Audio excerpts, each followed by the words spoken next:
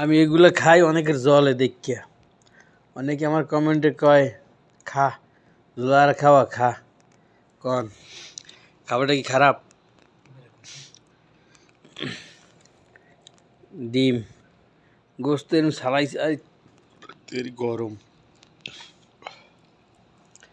দেখ না, একদম আনাম গোস্ত। আহারে সেই স্বাদ, পেপসির অভাব নাই।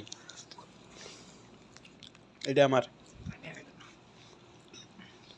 আমার বড় ভাই খাইতে পারে না, আর আমার বড় ভাই খাইতে পারে না, খাওয়া শেষ। আমি দেখে লাইছি পকেট পেপসি লইছো, আমি দেখে লাইছি।